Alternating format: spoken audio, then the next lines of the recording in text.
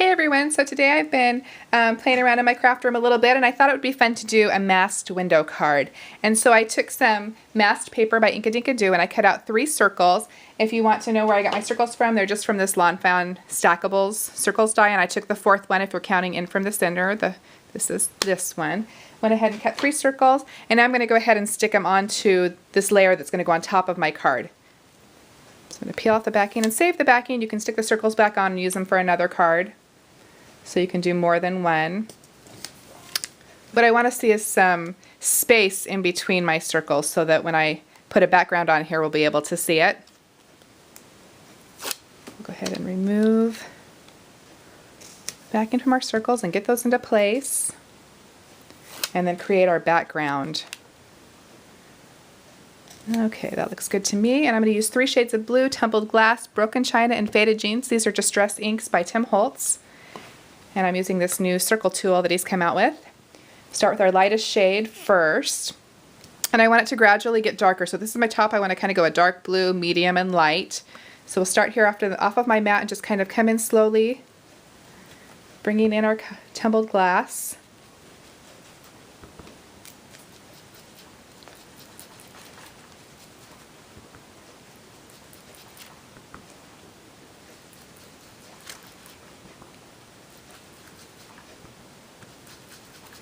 Remember, the circles are going to get peeled away, so don't worry about any ink that gathers in there that you think looks funny on camera, because it's just going to go away. We'll just do our best to get an even tone going here. I'm filming during the day, so there's a lot of light coming from the window, so hopefully you can see what's going on. Okay, I normally film, the majority of the time I film at night. But the house is really nice and quiet right now, and so it seemed like a good time to pop in a video. Okay. So I'm pretty happy with that.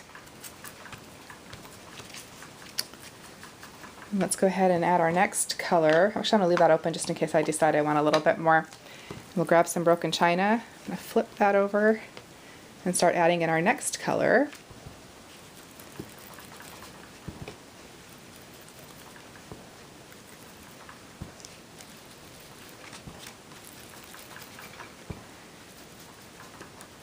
All right, my whole table is shaken.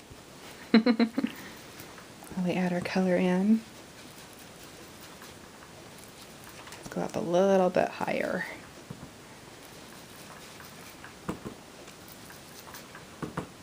And this is probably the longest part. It's getting in this background.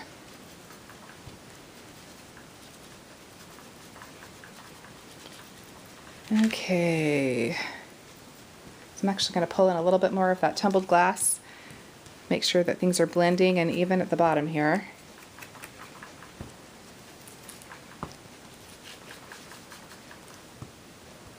Just a little bit more. Use a softer touch, and that'll kind of help any rough edges that might be hanging out.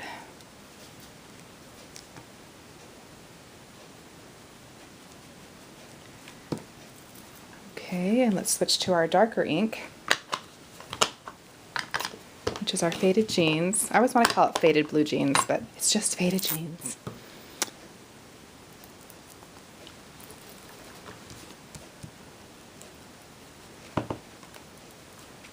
Kind of looks like a mess right now, but remember, we're going to remove that masking paper.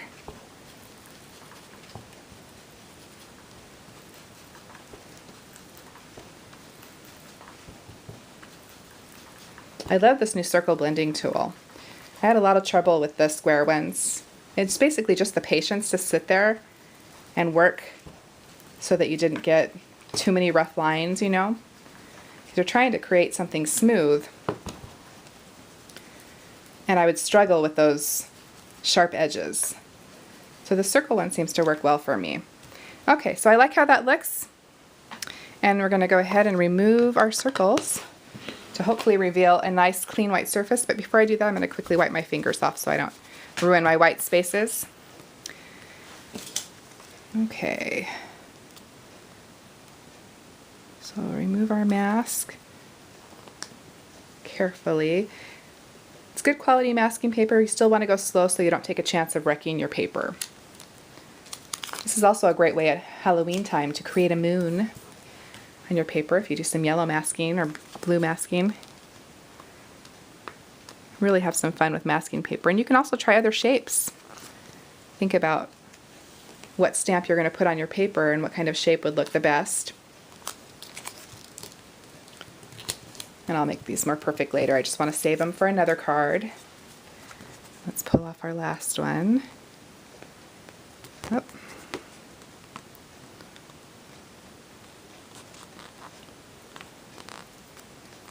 There we go.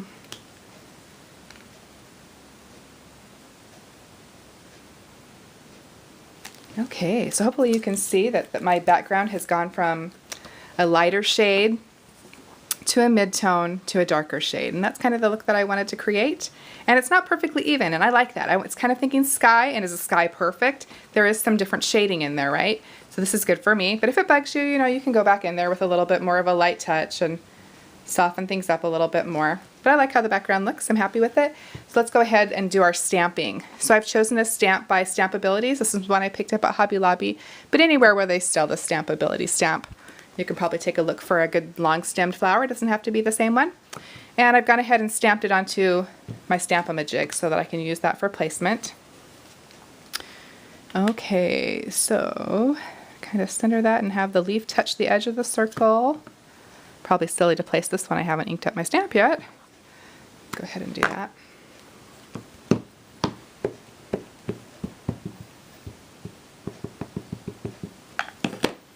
Okay, so again, right about there. And then we can pull my stamp into place.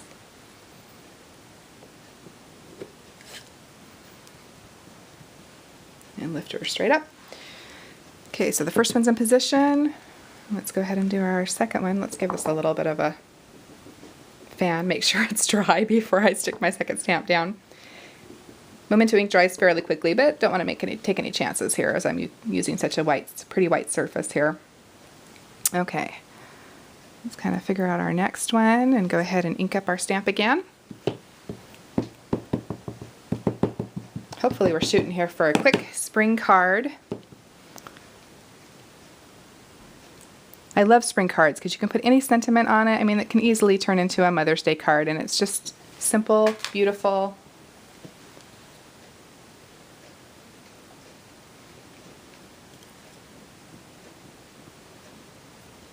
Okay, next one in place. Kind of want to watch the ink here so we don't get anything where we don't want it to be. And again, making sure my ink is dry. I have a bad habit of touching it. Okay, and then let's figure out the placement of our last one. And I think I want this one just, those ones are kind of angled and straight. Let's go straighter on this one. Right about there. Again, putting that leaf near the bottom of the circle. We can ink up our stamp. Now the center one, you notice, didn't make it all the way to the bottom, and that's okay. We can adjust that with a pen.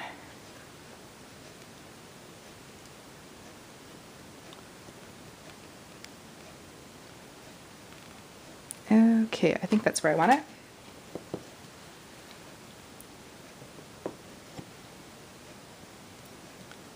Okay, last one's in place. Wipe my mat again. And then again, where that stem didn't quite reach to the bottom, I'm just going to grab a Sharpie and go ahead and get that to do what I want it to do. So am I in the picture? Go ahead and extend that, and you can certainly mask off the flower and just extend the stem using the stamp, but it's such a small section I really didn't want to mess with it, so I'm just going to freehand it.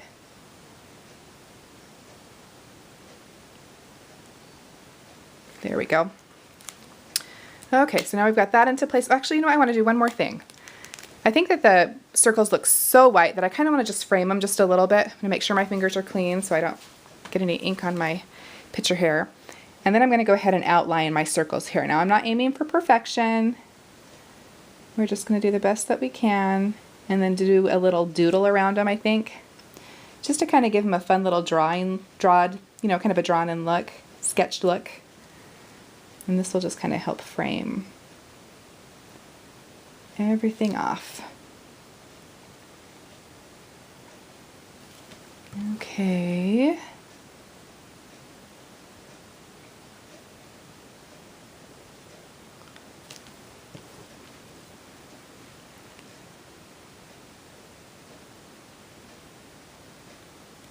It can be hard to draw perfect circles, so don't stress about that. If we turn it into a doodle, nobody will know that you weren't totally perfect. Okay.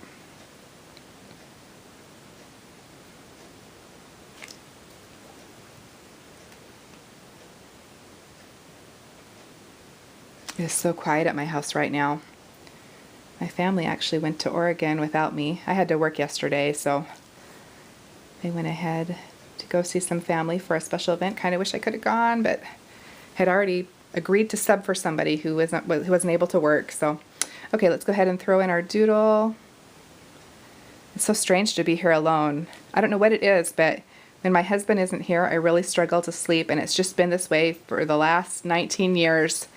I don't know, I just wake up startled, kind of like when you have a new baby and you expect to hear him and you don't hear him during the night, so you jump up and go, well, I do the same thing when my husband's not here. Just gotten used to that guy. Okay.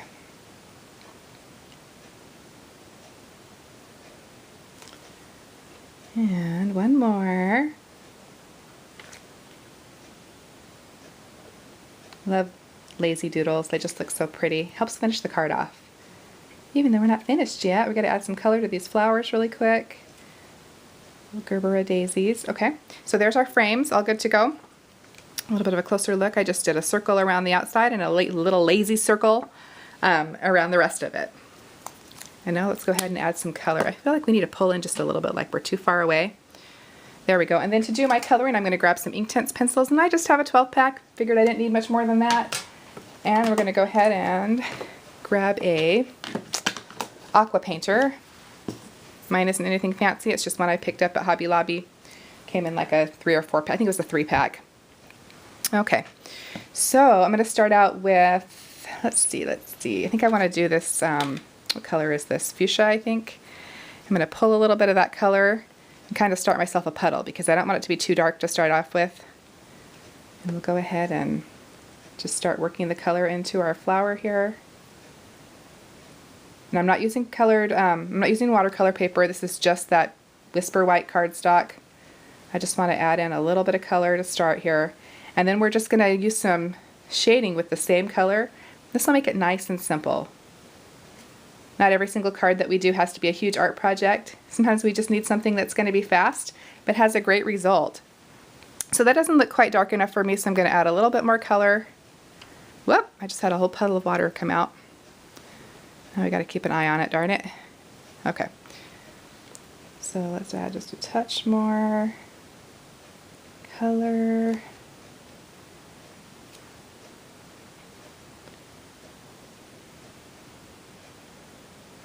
Okay. We're not going for anything really fancy. Just some basic watercolor. Okay. So let's let that dry for just a second. We'll probably come back to it. I want to move on to the other to another color. I'm also going to use what's this one? Teal green, I think.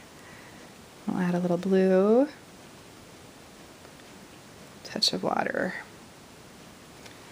and let's start getting some green, teal green on here.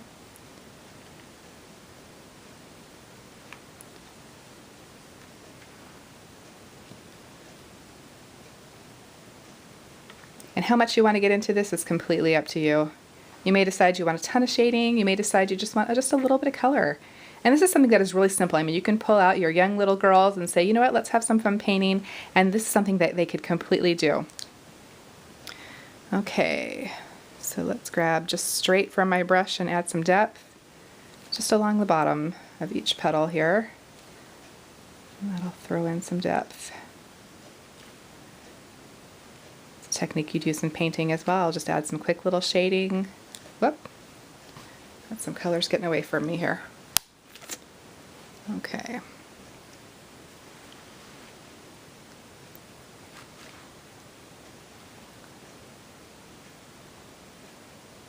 really like that teal color. It's really pretty. Okay, and when this dries, it's going to just be beautiful. Okay, I'm cleaning my brush off really quickly here just on this baby wipe, and let's grab another color. Next I want to grab, I'm thinking orange. This one's what, tangerine, I think? What's this one called? It is tangerine. So let's make sure that I've got a clean brush here. I'll grab some of that tangerine color. Go ahead and add that onto our top flower. Don't worry if you go outside of the lines a little bit. Remember, this is supposed to have a watercolor effect. That's what we're shooting for. Bright, cheerful, springy, just get those petals filled in, and then we can add some depth along the bottom. More vibrant color. Help those flowers stand out. You could also use, I think there's like a brown sugar color in here that would give you a little bit more of a dark depth. It just depends on how much you want to do. Today we're trying to keep it simple. Okay, so I feel like that fuchsia one needs a few more dark spots and then it will be good to go. Clean my brush off again. And grab that fuchsia again. Where'd she go? There's a couple of them here on the left side. Whoop, we got too much water on my brush. I felt like it just didn't have quite enough shading. Let's just add a little bit more. The fun thing about this is that it's just going to dry so pretty. Even if you feel like you just can't do it, just start playing and see what happens. It's a lot different when we actually paint the Gerbera daisy, but this is a fun technique, simple, and anyone can do it. Okay, so we've got our flowers done. Let's go ahead and do the centers of our flowers. Cleaning off my brush again. And I'm going to grab a little bit of yellow, and this is called sun yellow. I'm using straight to the tip here. Getting some good yellow going here. And then we'll just put some in the center of each of our flowers here. And then to add a little bit of depth, I'm going to do what I just mentioned before. And grab that brown. I can't remember for sure what it's called. It is called, oh, baked earth. Okay, I'm cleaning my brush off. And let's grab some of that baked earth. This is going to give us some depth. I think my cap's not screwed on tight on my aqua painter here. Okay. And then we're just going to very carefully come along the bottom here. All right, I have too much water. And add just a little bit of brown. We're shading. I don't know how well you're going to be able to see that. Let me pull up a little bit closer. You can see just a touch of brown for our flowers. And let's go ahead and do our stems and our leaves, and then we'll be done with the painting part. Let's wipe up our mess here so we don't get it anywhere we don't want it to be.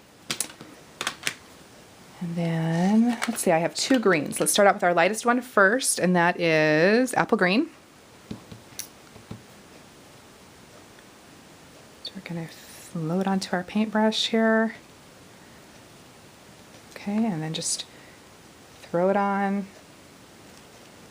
the whole leaf and the whole stem. Very simple. Okay, and once we've done that, we can add some depth using another green. I'm going to grab leaf green. And I'm just going to shade just a tiny bit on one side of the stem and the underside of my leaf here. Clean my brush off just a little bit so we can fade that in. And we'll do it again. The underside of our leaf. Clean our brush off a little bit and fade that in. Same thing on this top leaf. Line it, clean the brush off, and just kind of shade that in. And that looks good to me. So we've done our watercoloring with our Inktense pencils. Very, very simple. And when it dries, it's just going to be really pretty. You see the different shades from light to dark. Same with our piece. And now let's go ahead and put this onto a card. But before I do that, just because I don't want to have any smears, I'm going to quickly hit my heat tool to it to make sure that it's dry, or dry enough that we don't smear anything. There we go. Okay, should be out of the danger of smearing things. And now let's throw this onto a card really quickly. So I think I'll mat it with some black here. So this piece again measures 5 1/4 by 4 inches, and we're going to throw it onto a black layer, which is 5 3/8 by 4 1/8. Looking for my ATG gun here. Come over to the side here where my surface should be clean. Don't want to take any chances of ruining what I've just made. Okay, and then we'll go ahead and mat this. Very, very simple card today. And then we'll throw this onto a clean white card base, which I've gone ahead and stamped a sentiment inside. You Inspire Me, which comes from the Lawn Fawn stamp set called Flutter, is that what it's called? Flutter, I think. And then we're going to go ahead and add this to our card base here. And you can certainly pop this up. I'm just going to use my ATG gun since it's sitting right here. Oops, I'm not on camera. Ah, okay. And then we'll add this on top.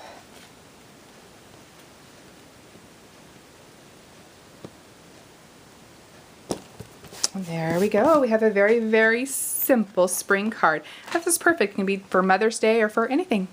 Anyhow, hope you're having a fabulous day, and we'll give using Inktense pencils a try and give using a masking technique a try. It just gives such a fun little pop to this cute little spring card. Thanks for watching, and I'll see you soon. Bye.